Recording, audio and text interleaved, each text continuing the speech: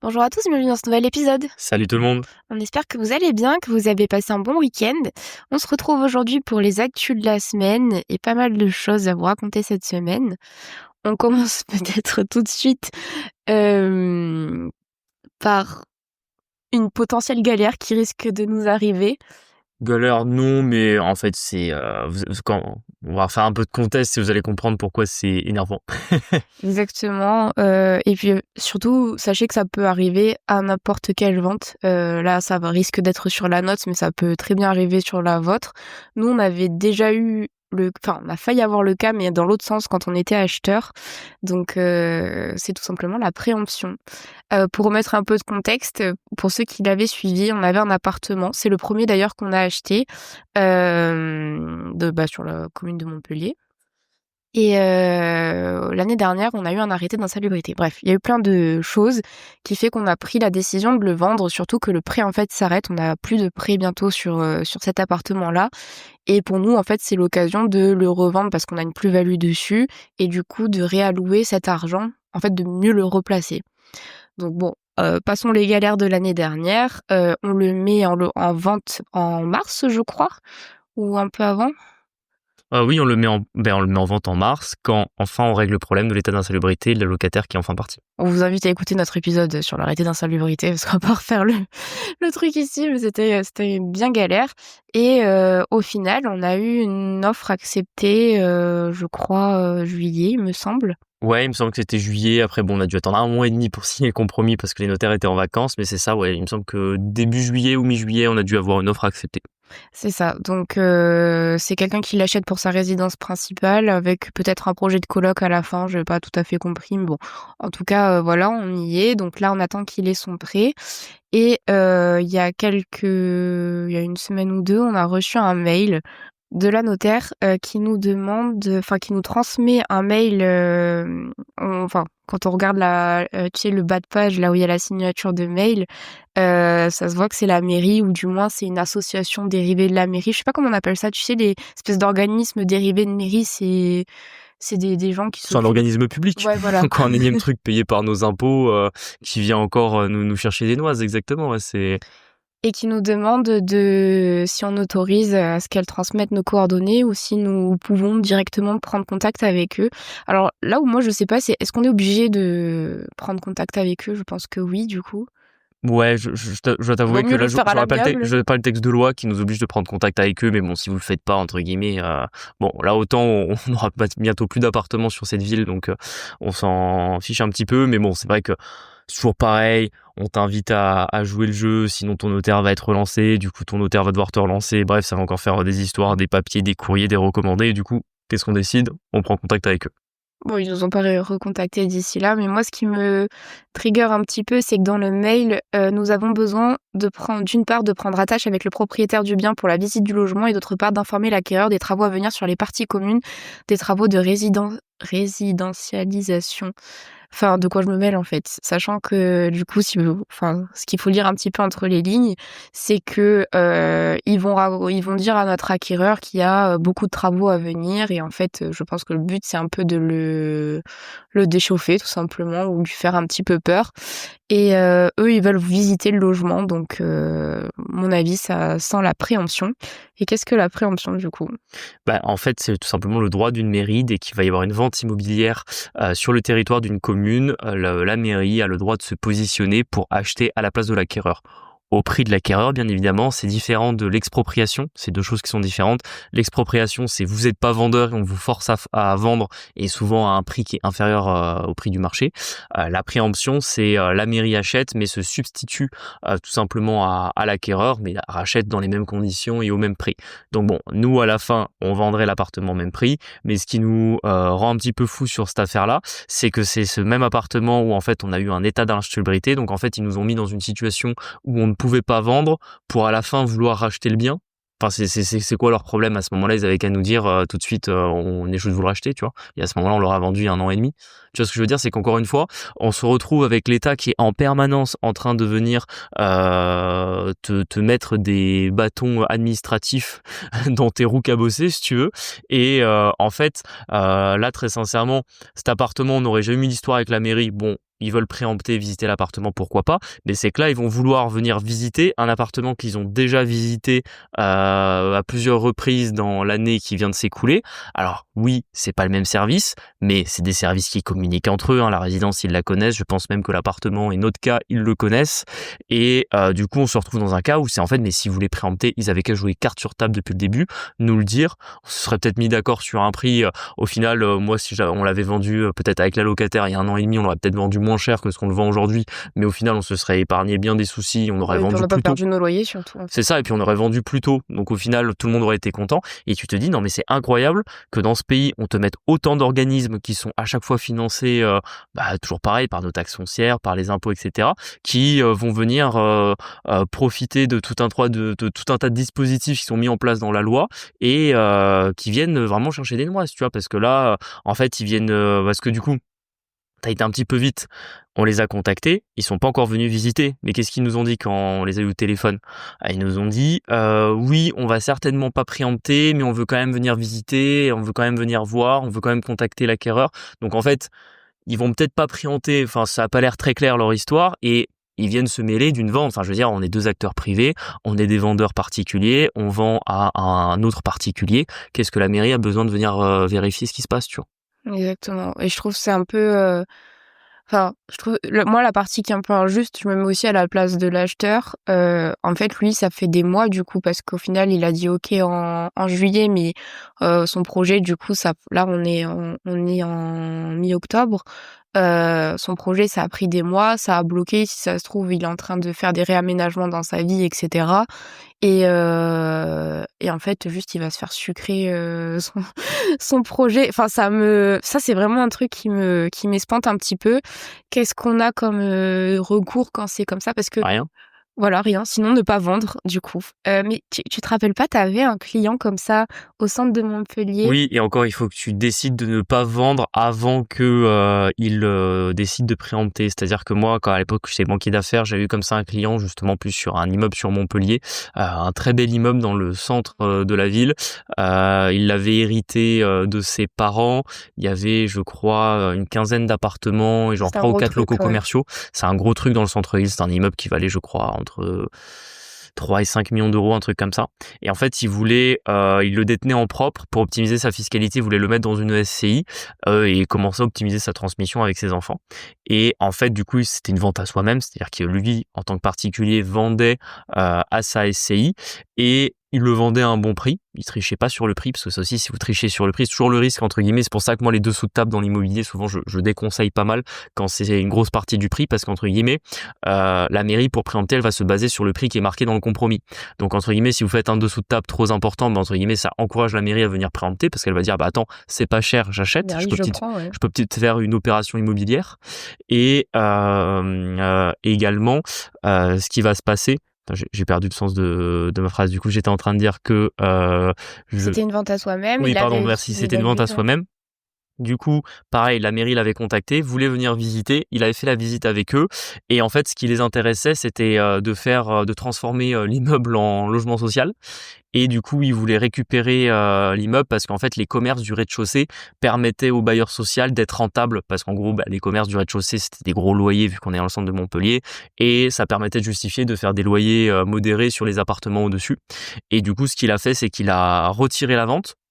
Donc avant que la mairie ait le temps de préempter, et il a fait la vente en 2 étapes. Il a d'abord vendu Les les commerces locaux? d'un côté et les appartements de l'autre, mais ça l'a forcé à créer une copropriété, ça lui a fait des frais de géomètre. Enfin, ça a quand même complexifié son opération. En plus, il a eu un coût d'opportunité très élevé sur le prêt, parce que du coup, il a dû le faire en 2 fois en 1 an. Il ne pouvait pas faire les deux en même temps, parce que sinon c'était entre guillemets un abus de droit. Et du coup, le fait de l'avoir fait sur 2 ans, en gros, à la base, quand on avait simulé son projet, il le faisait à un taux à 1%.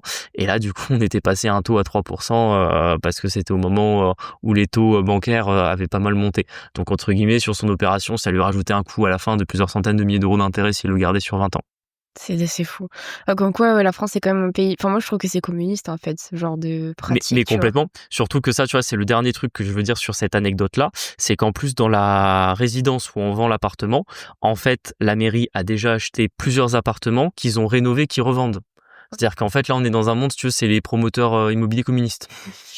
Ils rachètent des appartements, ils font des affaires, ils les rénovent, ils les revendent. Et tu te dis, non, mais c'est un truc de fou parce que je suis désolé, mais c'est pas le rôle d'une mairie, d'une métropole ou de je ne sais quel organisme public de racheter des appartements, de les rénover, de les vendre et de faire des opérations Faire des immobilières, quoi. plus-values, ouais. Non, mais surtout que c'est toujours pareil. Ils agissent comme des acteurs privés, c'est-à-dire en faisant des opérations immobilières, en profitant de droits qu'on donne justement à une mairie. Tu vois, je veux dire, le droit de préemption, n'importe quel promoteur immobilier peut pas avoir un droit de préemption, c'est réservé à la mairie.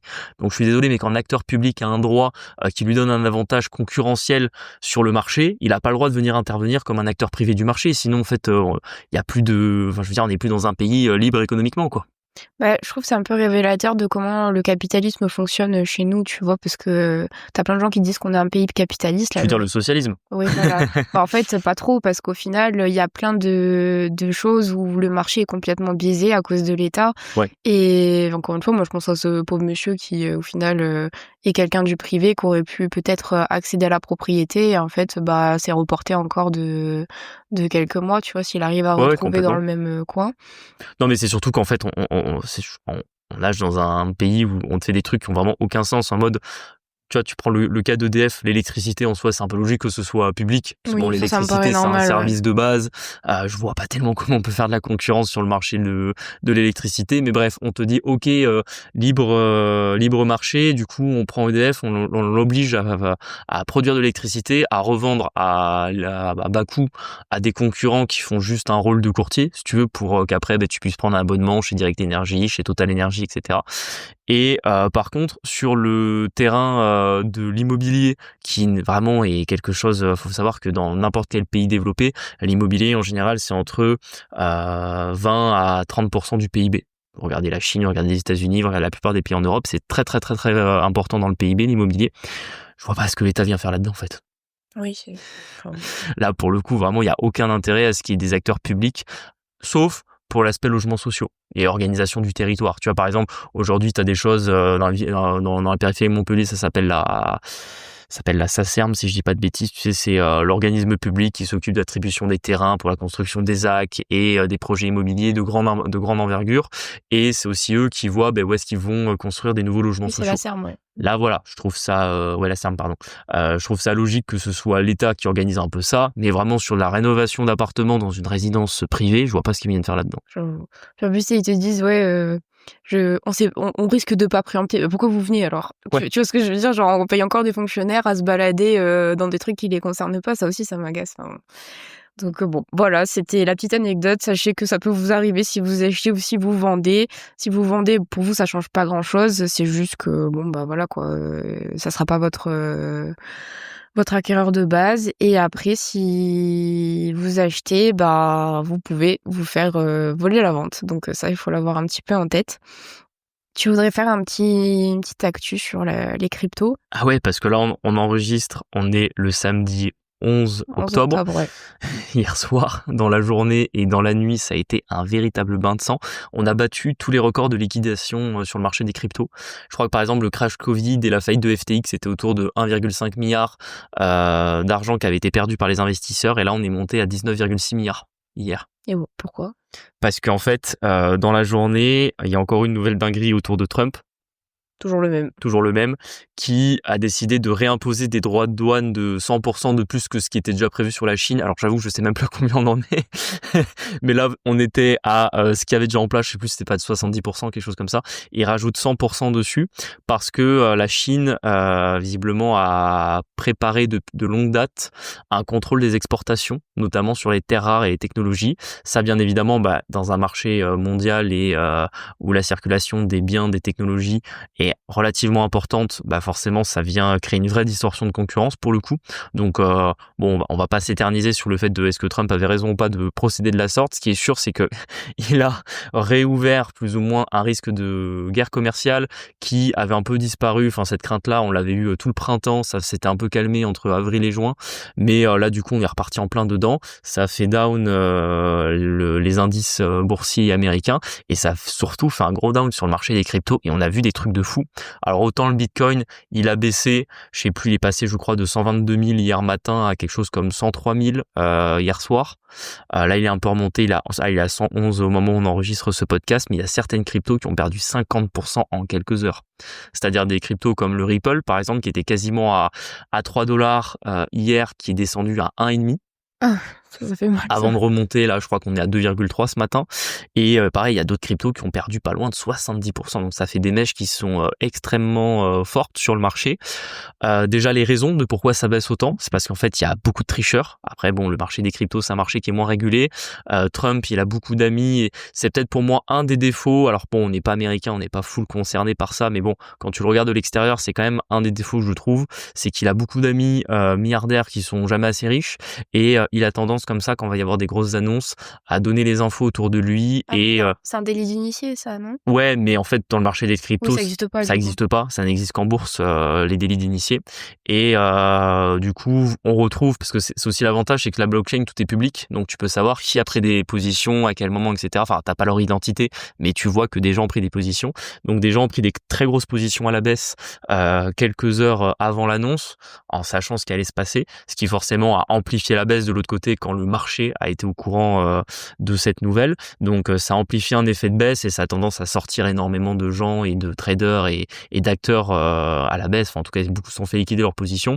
C'est pour ça que c'est toujours pareil. Moi, la crypto, je pense que si c'est pas votre source de revenus principale, si vous n'avez pas un avantage concurrentiel particulier là-dedans, du style que c'est votre activité pro ou que vous avez une très grande expérience là-dedans, méfiez-vous du trading, c'est toujours pareil, hein, vous pouvez gagner pendant plusieurs semaines, plusieurs mois et là, boum, vous pouvez tout reperdre d'un coup. L'avantage d'investir à long terme, c'est que quand vous êtes sans effet de levier, ben moi, très sincèrement, sur toutes les cryptos que j'ai aujourd'hui, bah, je m'en fous. Même, tu vois, sur notre portefeuille, en soi, étant donné que je suis déjà passé à peu près à 60% en stablecoin dans les derniers mois, suite aux récentes hausses, bah, au final, la baisse d'hier, ça nous a fait baisser notre portefeuille crypto de 10%, un truc comme ça, entre 10 et 15%. Enfin, franchement, c'est rien. Mais si j'avais été en levier sur le marché, j'aurais été liquidé. Si j'avais pas pris des gains dans les derniers mois, entre guillemets, on aurait moins 30 voire moins 40% sur notre portefeuille aujourd'hui. Donc c'est pour ça que c'est important quand même de toujours adapter sa stratégie et toujours d'avoir une stratégie long terme, tu vois. Et c'est un signe du bear market ou pas? Non, Non, on n'y est pas encore. pour moi, très sincèrement, c'est du bruit. Au contraire, moi, je suis un peu plus positif sur la suite du bull run, du fait qu'on ait eu maintenant une grosse liquidation. Ok. Alors, en fait, c'est toujours pareil. Le principe des marchés, c'est très souvent d'aller un petit peu à l'inverse de ce que tout le monde pense. Quand tout est beau, dans le meilleur des mondes, que tout monte, bah moi, j'ai toujours tendance à me dire ça va bientôt s'arrêter dans pas longtemps, tu vois. Et effectivement, il y a quelques jours encore, on battait un nouveau record sur le Bitcoin cette semaine et je me suis dit ça sent pas bon, tu vois. Ok. Là, au final, on a une grosse liquidation en 24 heures. Je te dis pas que du coup, maintenant, je suis full positif. Je suis en mode, allez, c'est bon, on rachète, on va repartir comme en 40. Juste, je suis là en mode, bon, on a liquidé tout le monde. Si on se maintient, on peut repartir. Parce que grosso modo, il y a des gens qui vont remettre de l'argent et justement, ceux qui auront fait leur perte, ils vont vouloir se refaire. Enfin bref, il y a beaucoup de mécanismes qui vont faire que ça peut potentiellement repartir. Par contre, là, pour l'instant, à l'instant T, ça fait même pas 24 heures. J'attends avant de prendre une décision et avant de faire quoi que ce soit sur le marché parce qu'on n'est pas sûr que ce soit encore fini. Je sais pas si demain c'est plus contre la Chine qui s'énerve, mais c'est contre l'Inde ou contre je ne sais quel autre pays à qui il peut en avoir après leur économie. Ben forcément, ça peut encore baisser de 20% dans le week-end, tu vois. Ok. Après, c'est intéressant aussi que ça arrive un vendredi, et c'est intéressant aussi que ça arrive un vendredi 10 octobre. Faut savoir qu'il y a souvent des, comment on appelle ça, des patterns en investissement où les vendredis c'est souvent réputé comme des jours de baisse et particulièrement les vendredis de milieu de mois.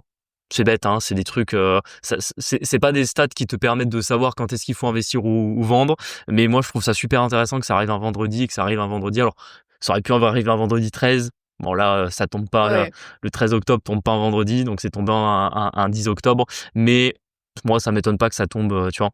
Ok. C'est plus, d'un point de vue des patterns de bourse, c'est souvent comme ça que ça arrive. Rigolo. Vraiment rigolo. Ok. Peut-être je refais un peu l'aparté par rapport à la préemption, etc. Ah ouais, tu rétro-pédales sur mon sujet. Non. Tu veux qu'on commence l'épisode peut-être ou... Non, juste est-ce que malgré, ce qu'on entend un peu en ce moment, parce que pour ceux qui ont suivi, en France, il y a Le Cornu qui a démissionné et là, je viens d'apprendre qu'il a été réembauché.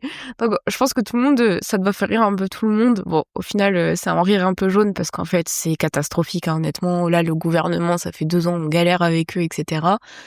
Manu, il faut partir. Au bout d'un moment, faut lâcher les armes, c'est pas grave, faut partir. Mais souvent, on a des gens qui nous disent: «Ouais, économiquement, la France, c'est». Tu trouves on la critique beaucoup ou pas?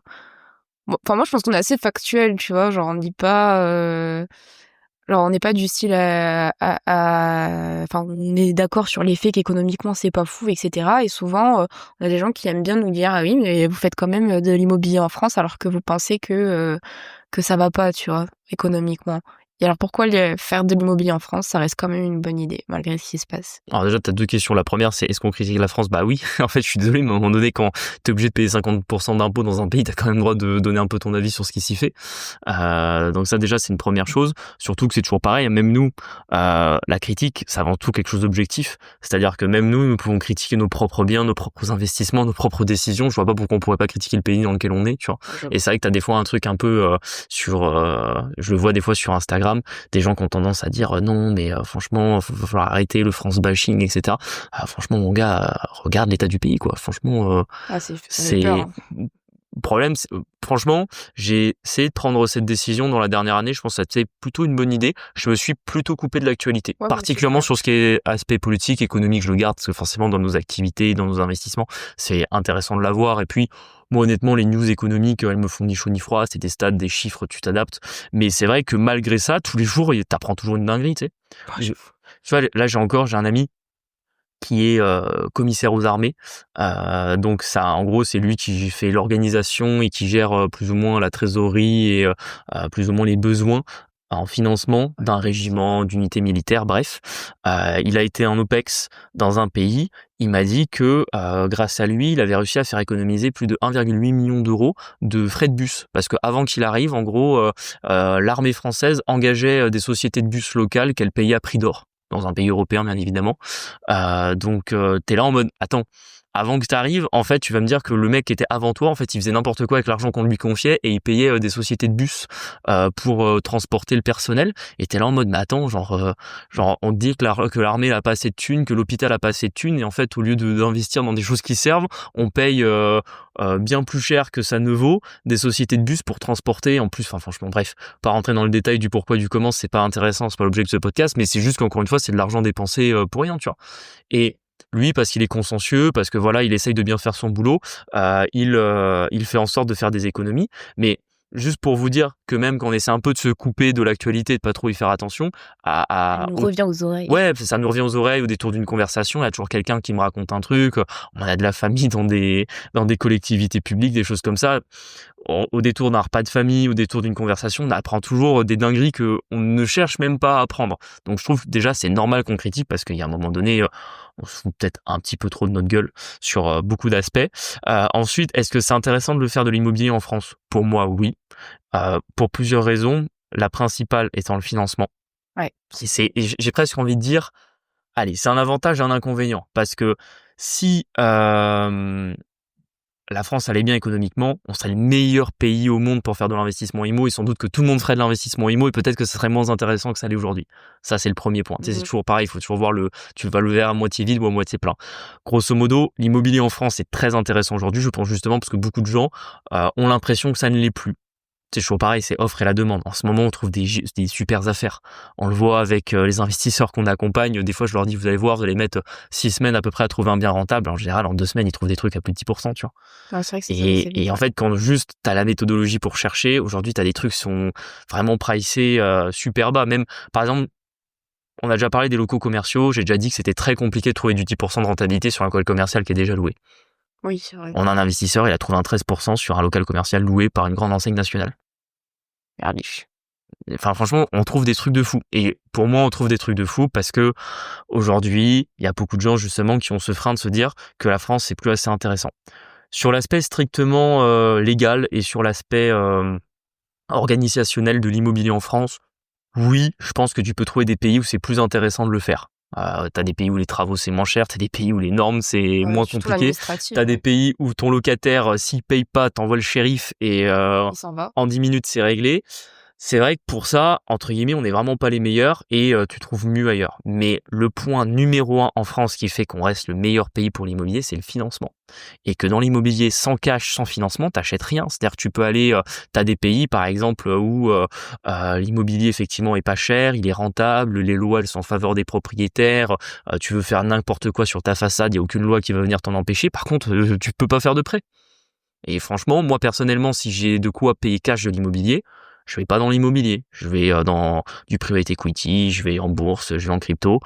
Je vais pas dans l'immobilier. Ou alors vraiment sur une petite partie de mon patrimoine pour me diversifier, tu vois. Donc, ce qui fait que tu fais de l'immobilier, c'est l'effet de levier que tu peux avoir. Et en France, c'est le pays le plus intéressant au monde pour avoir de l'effet de levier. Je n'ai pas trouvé de pays où tu pouvais avoir des financements plus facilement qu'en France. Et particulièrement quand tu pars de zéro. Par exemple, États-Unis et Canada, quand tu as déjà pas mal d'oseille, c'est très facile de lever de la dette. Mais quand tu pars de zéro, c'est très compliqué. Alors qu'en France, tu as un CDI, tu gagnes 2000 € net par mois, tu peux commencer à te lancer dans l'immobilier et en faisant les bonnes actions, en 2-3 ans, boum, tu auras quitté un peu ce plafond de verre de ta zéro patrimoine, la banque elle sait pas trop si elle te suit, tu auras commencé à amortir tes prêts, tu auras de l'argent de côté et ça changera complètement la donne. Et vraiment, encore le côté financement et particulièrement le côté financement pour ceux qui n'ont pas de patrimoine, il n'y a pas mieux que la France. Ouais. Et tu vois, regarde, on a déjà fait des podcasts avec Money Mindset qui sont en Belgique, 20% d'apport plus frais de notaire. C'est vrai que Je suis désolé, ça c'est veut un dire peu moins facile. ça veut dire que tu dois mettre 30% d'apport sur ton OP. Des fois, je vois des investisseurs qui ont du mal à avoir les 10%. T'imagines, si déjà tu as du mal à avoir tes 10%, tu fais comment pour avoir 30% et pouvoir faire un apport dessus? Par contre, c'est vrai que la Belgique, pour le coup, sur la fiscalité immobilière, c'est un petit peu mieux que la France. Mais sur le financement, c'est beaucoup moins bien. Donc pour moi, la France reste super intéressant parce que, bon, il y a des problèmes, faut savoir investir intelligemment, il y a des erreurs à ne pas faire. Tu auras probablement des fois des problèmes comme nous avec l'État, avec les locataires. Tu vois, il y a plein de problèmes qu'on a eu. Je pense que si on avait été dans un autre pays, on l'aurait pas eu. Par contre, faut reconnaître qu'on a emprunté 3 millions d'euros à des banques françaises. On n'aurait pas emprunté 3 millions d'euros à des banques américaines ou certainement pas aussi vite ou pas aussi facilement. C'est clair. En tout cas, pas avec là où on en est parti. Maintenant, je sais pas, tu pars avec 500 000 € et tu as l'occasion de pouvoir aller vivre dans un autre pays où tu auras des revenus stables. Ouais, ben là, franchement, ça se regarde, ça se discute. Tu vois, si tu pars avec ces cartes-là, ouais, la France, c'est peut-être pas pour toi le meilleur pays pour démarrer. Maintenant, si tu pars de zéro avec 2000 balles par mois et pas d'épargne, franchement, tu pourras pas mieux commencer l'immobilier quelque part qu'en France. Après, ça veut pas dire que forcément tu dois rester propriétaire en France et rester jusqu'à la fin des fins. Nous qui avons un avis plutôt négatif sur comment ça peut évoluer en France dans les années qui viennent alors je vais pas dire les mois, faut pas exagérer, mais dans les années, je sais pas si dans 10 ans on aura encore tous nos biens immobiliers ici. Je sais même pas si on aura encore de l'immobilier dans 10 ans. Oui, quand même. Je vois pas non plus la France s'effondrer ou un tremblement de terre ou je sais pas moi. Elle va pas disparaître de la carte, tu vois. Mais voilà, je sais qu'au bout d'un moment, on sera amené à se diversifier et que moi, la confiance est rompue. Tu vois, c'est plus après une question de confiance. Ça veut pas dire qu'on veut plus investir en France. Bien au contraire, on va continuer à faire des opérations IMO. On rachète un immeuble bientôt. Mais la confiance long terme est rompue et moi, il va falloir plus que je ne sais quel menteur politicien professionnel pour me faire avoir confiance dans quoi que ce soit d'un point de vue économique, social et politique dans ce pays. Donc, je sais qu'à long terme, on est amené à se diversifier. Maintenant, il faut bien voir que tu diversifies, c'est quand tu as déjà un patrimoine. Je vois des fois des gens, ils ont 10 000 € de patrimoine, ils me disent « Ah, comment je me diversifie? Tu penses qu'il faut que j'investisse à l'étranger ?» Gros, t'as pas d'argent. Commence à avoir de l'argent. Et après, quand t'as de l'argent, là, tu peux commencer à te diversifier, tu vois. Enfin, je veux dire, si t'as pas de patrimoine, ça vaut pas le coup de commencer à regarder à l'étranger. Commence à te faire un truc en France. Quand voilà, ton patrimoine net, et là, je parle pas en brut, je parle vraiment en net, tu commences à approcher le million d'euros, que tu dépasses le million d'euros, là, c'est des sujets qui commencent à être importants. Mais quand tu commences à investir, le million net de patrimoine, tu vas mettre 10 ans à l'avoir. C'est pas normal. Enfin, je veux dire, c'est pas normal. C'est n'importe qui. Nous les premiers sur les réseaux sociaux, j'ajoute toujours brut à la fin de notre patrimoine immobilier, parce qu'aujourd'hui, il nous reste énormément de dettes bancaires sur notre patrimoine. Et oui, n'importe qui, en quelques années, peut acheter beaucoup de millions d'euros d'immobilier brut. Maintenant, à faire que ton patrimoine net dépasse les 7 chiffres, ça met quand même un peu plus longtemps. Un peu de temps. Je sais pas si ça répond à ta question. Ouais, ça peut répondre quand même à ma question. Ça me permet de faire la transition pour vous montrer un petit peu que c'est possible pour tout le monde, tu vois, tout le monde qui veut bien se faire. On va vous partager la réussite d'un de nos élèves. C'est notre premier élève qu'on a eu. Et franchement, il a fait un truc de zinzin. Et surtout, c'est pour vous montrer que, avec n'importe quelle situation, il y a quand même, on peut faire quand même pas mal de choses. Donc, on lui fait un coucou d'ailleurs si, S'il passe par là. s'il passe par là. Alors, tu peux peut-être me raconter un petit peu, c'était quoi son starter pack? Ça marche. Je refais toute l'histoire. On commence à travailler ensemble. Donc du coup, big up à toi Arthur, tu passes par là. On commence à travailler ensemble au mois d'octobre 2024. Donc ouais, c'était le tout premier qu'on a accompagné. Du coup, première étape.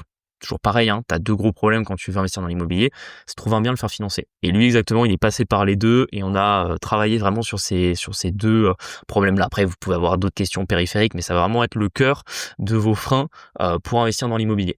Du coup, on commence les recherches. Rapidement, je pense dès la fin du mois d'octobre, il trouve un premier appartement rentable. Il y a une petite négociation sur le prix. L'appart est affiché 65, il le négocie 55. Il y avait à peu près 5000 de travaux. Ça a mis beaucoup de temps à faire l'acquisition parce qu'il l'avait acheté auprès d'un marchand de biens qui n'avait pas fini son opération. Les notaires ont été très très lents à mettre en place la copropriété, etc. pour qu'il puisse, parce que c'est une opération de division que faisait le vendeur, lui racheter un des appartements T3. Et cet appartement-là, il en a été propriétaire au mois de mars et il l'a loué juste après ses travaux au mois d'avril, 590 charges comprises. Donc déjà une opération à quasiment 12% de rentabilité. En même temps, parce qu'il s'est pas arrêté là, il a acheté un deuxième appartement. Celui-là, il l'avait trouvé au mois de décembre. Pareil, ça a mis un peu de temps parce que vraiment, c'est ce que je dis toujours dans l'immobilier, ça prend du temps. Hein. Les notaires, les banques, les agents immobiliers, on n'est pas dans un pays où on peut faire une opération en 2 semaines. Du coup, il le trouve au mois de décembre. Appartement affiché 75 000, très sympa. Très bien situé. Là, au niveau de la ville, je pense que peut la dire, on est Béziers, donc une ville du sud de la France, mais appartement vraiment sympa avec poutre apparente, super bien Avec placé. un peu de cachet, ouais. Ouais, c'est ça, placé près des meilleurs magasins de la ville, etc. Pareil, il fait l'acquisition quasiment en même temps, je pense au mois d'avril aussi, 2025. Il le met en location dans la foulée, pardon. Il y avait quasiment pas de travaux, 690 charges comprises. Donc pareil, encore. C'est élevé pour Béziers, 180. Ouais, mais on est sur des T3. Je vais peut-être pas préciser. Oui, non, c'est que des appartements T3 qu'il a acheté. Okay. Des petits T3, mais des T3 quand même. Et à chaque fois, il les a loués en meublé. Ok. Donc pareil, voilà, un peu d'ameublement. Je crois même pas qu'il ait eu besoin de faire un coup de peinture sur celui-là. Et il a très bien loué, aucun problème à trouver. Rapidement surtout. Rapidement. En parallèle, il a encore fait une 3e opération. Il a acheté un 3e appartement. Alors juste celui-là, c'est pas un T3, mais c'est un grand T2. Et pareil, il a acheté 50 000 avec, je crois, 5 000 de travaux, quelque chose comme ça. Et celui-là, la seule particularité, c'est qu'il en a fait sa résidence principale. C'était malin, parce qu'en soi, il a une résidence principale aujourd'hui qui lui coûte 300 € de prêt par mois. Et il a des charges de copro de peut-être 50 €, tu vois. Donc, entre guillemets, il se loge pour 350 € par mois. Pas beaucoup de gens qui peuvent en dire autant. Et en soi, c'est une force pour lui pour passer à la suite. En termes de banque, maintenant, qui a été sa deuxième problématique. Et là, on a beaucoup travaillé ensemble parce que ça n'a pas été simple, mais il a rien lâché. Il partait pourtant avec un bon profil. Il gagnait 3 400 € net par mois. Donc, il était directeur marketing dans une boîte. La problématique qu'il avait, c'est qu'il n'avait pas d'épargne. Zéro épargne. Dès le début de l'accompagnement, je lui ai dit d'essayer de commencer à quand même en mettre un petit peu de côté parce qu'il allait en avoir besoin. Ne fût-ce que lui, au moins pour pas être complètement à sec sur ses opérations, mais par le fait qu'il n'avait pas d'épargne, l'idée c'était de faire tous les financements à 110%. Il a réussi du coup. Et on va y venir. Le financement à 110%, je le dis toujours, c'est pas un automatique. Alors oui, on peut avoir des financements à 110%. On a encore des investisseurs qui en ont, ou encore des gens qui en ont, mais bon voilà. On va dire en moyenne, c'est 1 sur 10, 1 sur 8 qui arrive à avoir un financement à 110%. Lui, il a réussi à l'avoir sur quasiment ses 3 projets. Grosso modo, il a eu uniquement, je pense, en tout, il a dû peut-être apporter 3 ou 4 000 €, mais pour les 3 appartes. Okay. C'est-à-dire que il y en a, je crois, un qu'il a réussi à faire financer complètement à 110%, il a dû apporter 1 €. Il y en a un où il a dû peut-être apporter 1 000 €. Les cautions, les trucs comme ça. Ouais, c'est ça. Et le dernier, pareil, la banque a demandé simplement de payer les frais de garantie, les frais de dossier. Donc au moins il se faisait financer ses frais de notaire, mais pareil, il a dû apporter genre 2500, 3000. En soi, faire 4 000 € d'apport pour 3 appartements autour des 50-60 000 €, franchement, c'est quasiment du 110%. Et par contre, il a rien lâché. Il a été voir 14 banques en tout. Faut savoir que c'est un des plus anciens qu'on a eu.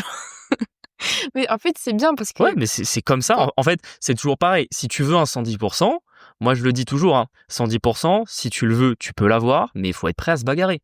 C'est-à-dire que faut pas se dire je veux un 110%, mais par contre je veux juste aller voir ma banque et si ma banque me dit non, je fais pas l'investissement.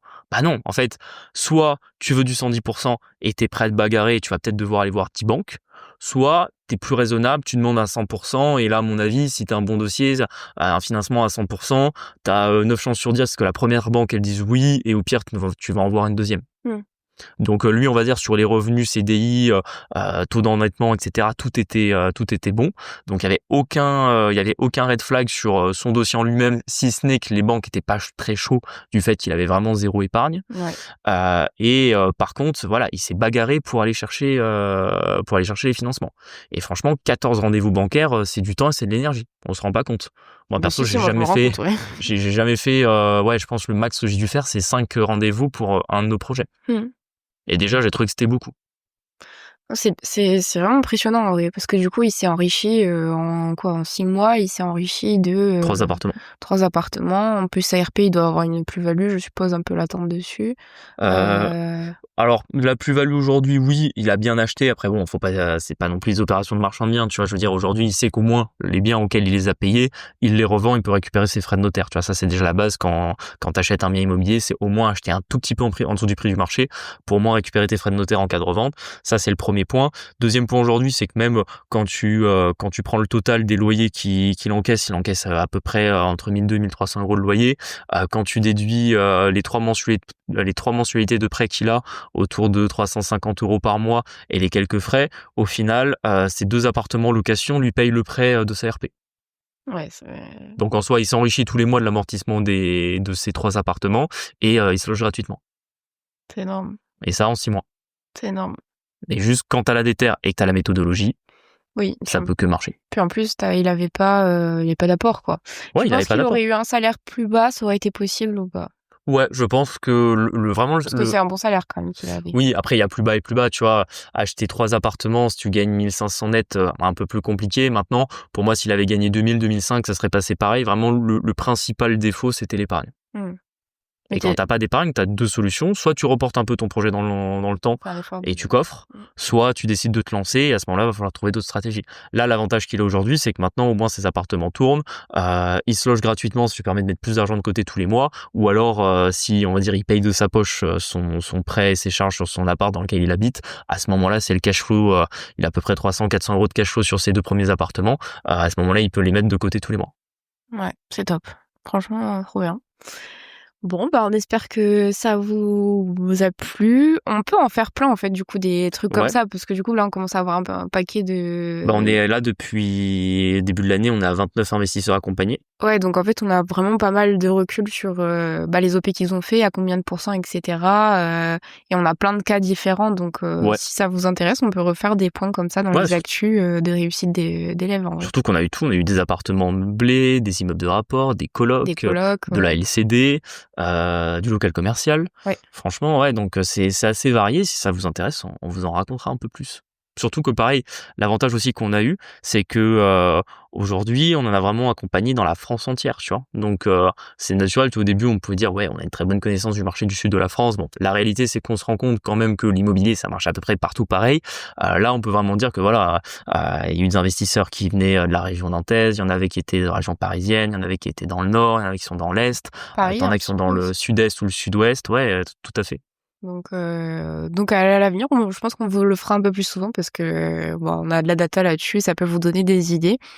On espère que cet épisode vous a plu. Il est un peu plus long que d'habitude, mais on avait pas mal de choses à dire. N'hésitez pas à vous abonner aux plateformes, à nous mettre 5 étoiles, ça nous aide au niveau de l'algorithme, à nous rejoindre sur Quitte le Bourmer Dream et La Flouserie sur Insta où on vous partage un peu notre quotidien d'investisseur. Et on se dit à jeudi pour un prochain épisode. À bientôt. Salut à jeudi. Ciao. Ciao.